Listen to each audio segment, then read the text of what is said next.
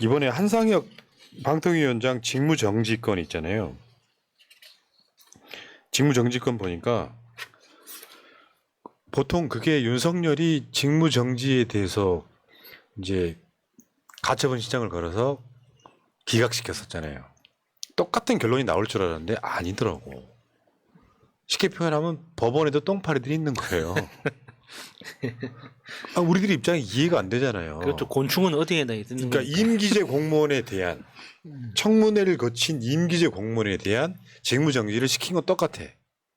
근데 윤석열 것은 그러니까 받아들이고 가처분 신청을 받아들이고 한상혁은 안 받아들였단 말이에요. 여러분들 그거 되게 착각하는 게 국민의힘은 지금 법원의 판단들 지들한테 불리하면 다 불복하고 있잖아요. 마찬가지로 지금 여기 이것도 항소를 했다 그러는데 나는 여기서 이런 게 있어요. 판사가 정치해버리면 안 됩니다. 원래 이 사안에 대해서 본 안에서 다퉈야 되는 문제가 있어.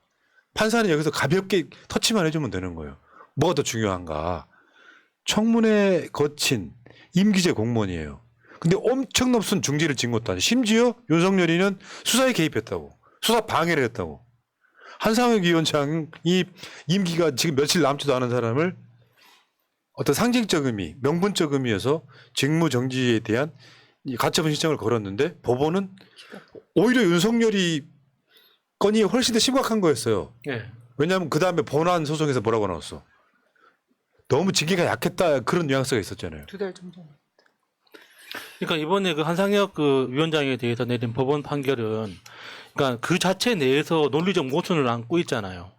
그러니까 이 한상혁 위원장이 신청했던 건 이번에 직무정지 이 판결 자체가 그러니까 직무정지 처분 자체가 그러니까 방송통신위원장의 직무를 너무 심각하게 훼손시키기 때문에 이걸 이렇게 본안 판단이 나올 때까지는 직무를 계속 할 수 있게 해야 된다. 이게 이제 원래 요구했던 판단의 내용이었는데 이 판단 그거에 대해서는 판단하지 않고 본안에서 유죄 판결을 나올 가능성이 있기 때문에 이 그 직무정지는 합리적이다, 합당하다 이렇게 이야기를 한 거거든요. 이 자체가 논리적으로 말이 안 되는 거예요.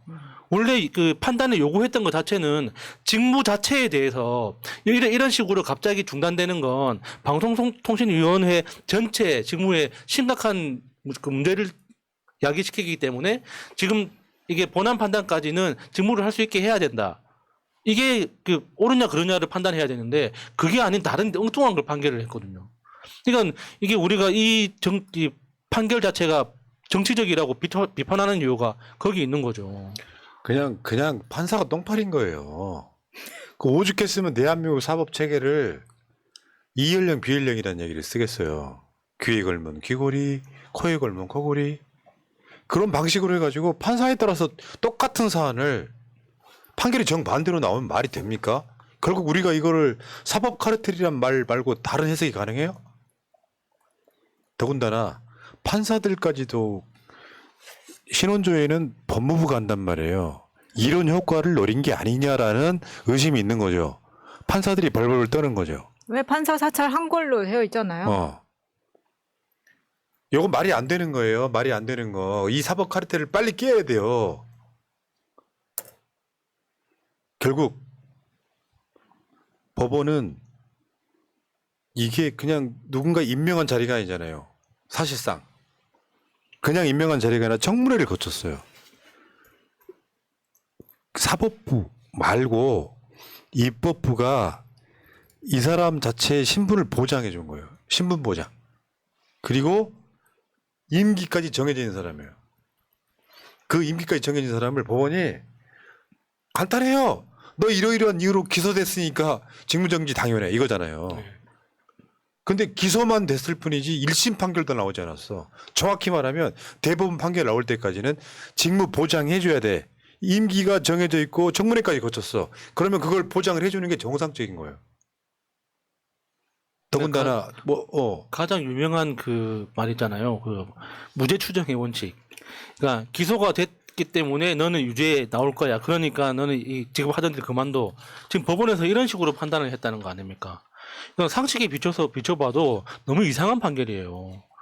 정말 여러 가지 상상을 하게 만들지 않습니까? 그 유명한 소문 있잖아요. 10월달에 좋은 날 받아놨다더라. 그래서 그 전에 MBC하고 KBS 장악을 완료를 해놔야 된다. 그러려면 이동관을 빨리 투입을 해야 되고 이게 스케줄이 지금 급하다. 지금 대통령실에서 엄청 강력하게 밀어붙이고 있다 보니까 판사들이 그걸 영향을 받은 건가? 이런 상상을 하게 되지 않습니까? 이게 이제 법도 더 확립시킬 필요가 있는데 그런 주장이고 저도 동감해요. 탄핵에 의해서만 방통위원장을 면직할 수 있다. 인사청문회 거쳐서 국회에서 표결을 거쳐가지고 임명됐잖아요. 쉽게 표현하면 국회가 인정한 사람이에요. 임명권 자체만 대통령한테 있을 뿐이에요. 근데 이 사람을 기소가 됐다 그래서 제가 항상 이 주장을 했잖아요. 임기제 공무원은 임명하는 권한은 있을지 몰라도 이 사람을 그 자리에 내려오게 하는 거는 면직시키는 거는 권한이 없다는 게 헌법 또는 법학자들의 기본적인 네. 논리인데 그러면 이 사람을 끌어내리려면 국회가 다시 탄핵하는 거예요. 국회 청문회를 통과했고 국회의원들이 투표를 해서 이 사람을 임명하게 만들었는데 이 사람을 끌어내릴 수 있는 건 탄핵에 의해서만 가능하다. 이게 훨씬 더 맞는 논리잖아요. 그러면 나중에 악용될 수 있겠죠. 내가 예를 들어서 얘네 똑같이 당하게 만들 수 있어요. 이재명이 대통령이 됐어요. 이재명 대통령 때 윤석열이 임명한 거 존나 많을 거 아니야. 그러면 일단 기소시켜. 수사해가지고 교통법규 위반으로 기소시켜. 그리고 면직시켜버려. 똑같이 악용된단 말이에요. 그러면 나중에 뭐라고 이야기할래? 법원이 정말 그래 똥파리라고 얘기하는 거고 어쨌건 한상혁 날아가니까 이제 이동관 임명을 지금 강행한다고 하죠. 하세요. 고맙습니다.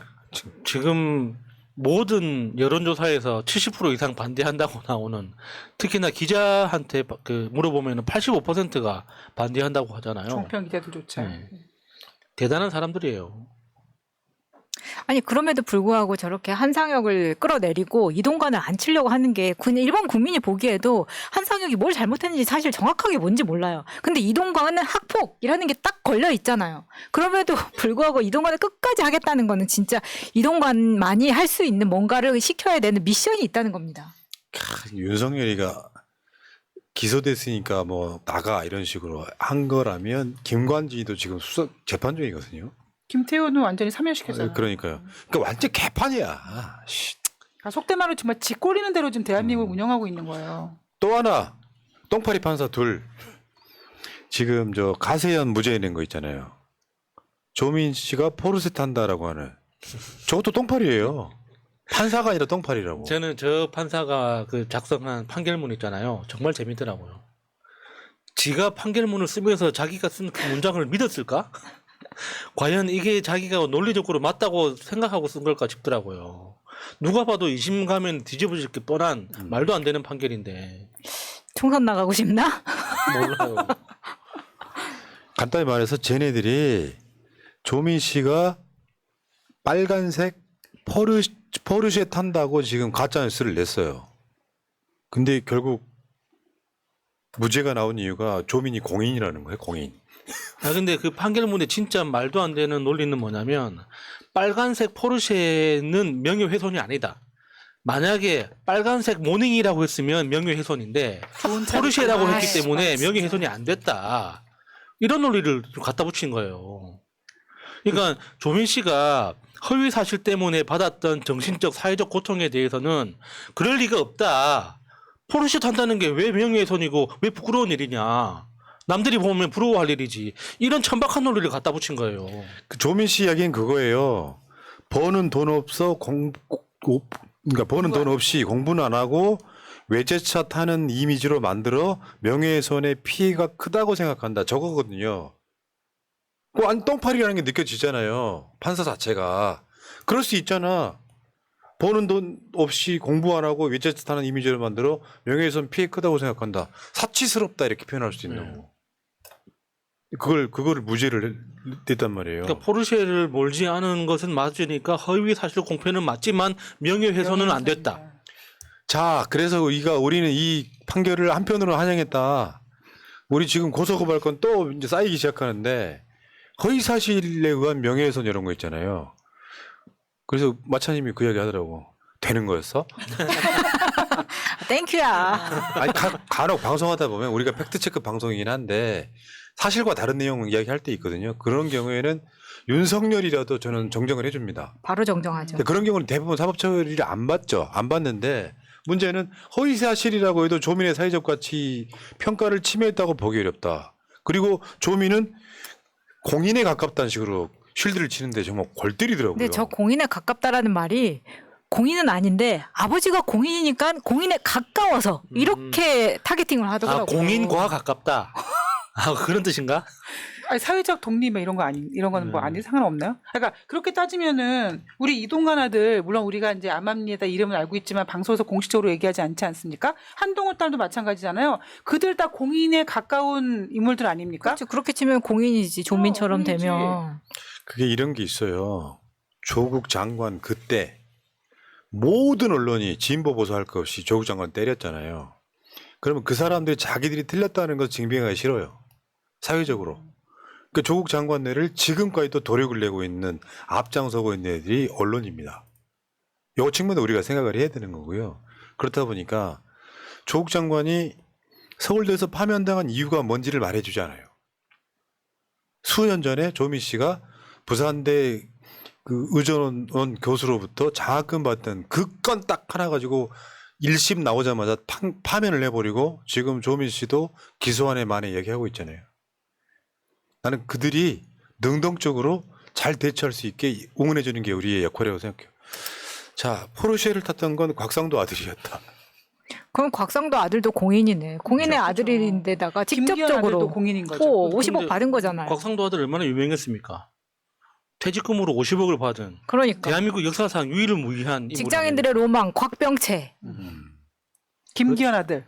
잠깐 근무하고 나면은 평생 먹고 살 수 있는 돈이 그때 조국 장관의 SNS, 페이스북 막상 포르쉐는 곽상도 아들이 타고 있었다. 한 줄짜리.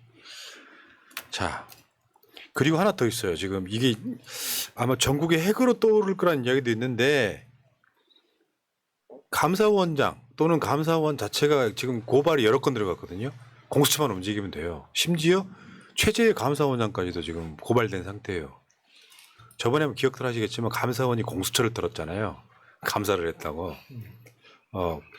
그 감사원이 권익위를 감사를 했죠. 근데 전현희 위원장이 딱 버티고 있으면서 사실상 완벽하게 막아냈잖아요. 그 전현희 위원장이 지금 감사원을 고발한 대표적으로 지금 유병호 같은 경우는 제가 봤을 때는 정권 바뀌면 바로 구속이에요. 조작에 가까운 짓을 해버렸기 때문에.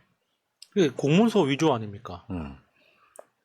그게 특히나 그 전자정부 시스템을 그 고의적으로 훼손하면 그 10년 이하의 징역이라고 알고 있거든요. 굉장히 중범죄입니다. 특히나 뭐 자기의 일상적인 업무 시스템도 아니고 감사위원회 계정을 들어가서 고의적으로 훼손한 거기 때문에 이거는 아무리 작게 봐도 그냥 징역형 들어가는 거예요. 그래서 지금 파면하라고 이야기해봐야 파면하겠어요. 윤석열 앞에 행동대장으로 있는데 전 정권 몰아내기 앞장서는 그렇지만 대한민국 법치국가 맞습니다. 어떤 특정한 상황이 오면 윤석열은 유병호 버립니다. 자기가 불리할 것 같으면 버린다. 그런 게 있다고. 유병호가 뭐라고 끝까지 지키겠습니까? 그러니까요. 타이거파. 네. 얘들이 웃기잖아. 국가 권력이 조폭들하고 이름 똑같이 붙여가지고 몰려다니는 것 자체가 불편하게 그지없잖아요. 있잖아요. 저 윤서방파라고. 윤서방파. 루니파 아니에요? 바뀌었어? 개명했어? 루니파? 루니파. 자, 어찌 됐건 지금 들리는 썰에 의하면은 그러니까 공수처가 이제 감사원 관련해서 누구를 구속시킨다 이렇게 나오고 있어요. 근데 감사원은 지금 제가 봤을 때 아니 공수처는 지금 제가 봤을 때는 윤석열 정권 무서워하고 있습니다. 원래 그래 그런 캐릭터들이 공수처장이 약간 관종기가 있는 사람이야. 이런 소리 듣기 싫으면 빨리 움직이세요. 공수처가 저하고 오면은 뭐 어떡해. 공수처 조직이 형편없이 규모가 작다는 거 압니다만 한 건이라도 해야 될 거 아니야. 왜 반만 총 내고 있어. 공수처가 뭐 한다는 소리가 안 들리잖아 지금. 뭐 하나 책 잡혔나 보죠. 정말 답이 없네요. 근데 여러 정황상 그러니까 공수처에 새로 채용돼서 들어간 사람들 이야기를 들어보면 면면이 검사 특수부 출신, 뭐 검사 뭐 공안 출신 이런 사람들이 계속 이렇게 아름아름 들어가고 있는 것 같아가지고 그러니까 또 여러 가지 상상을 하게 만들더라고요. 예. 왜 안 움직이는가? 쫄아 있는 거죠. 근데 그 사법 카르텔을 깨라는 거예요. 분명히 봐봐요. 이제 검찰이 공수처 또 압수수색하고 이런 날 분명히 오는데 고통은 잠시예요. 임기를 완주한다고 해도 윤석열 임기 4년이 안 남았어요. 시간이 이렇게 금방 가는 거예요. 좀 있으면 반환점 돌아요. 반환점 돌기 전에 끌어내려야겠지만. 자, 사법 카르텔 깨는 것이 다음 정권의 지상 과제가 돼버린 이런 측면이 있어 보입니다. 자, 멧돼지 가발님, 분노의 질주님. 분노의 질주님은 안 읽어주니까 계속해서 쏘는데 그게 일부러 제가 계속 안 읽어드렸어요. 미국 주식 배당 받으신 거 네. 축하드립니다. 자, 민영동님 고맙습니다. 그리고 채널 구독 좀 할 시간입니다. 지금 80만이 지금 코앞에 와 있죠.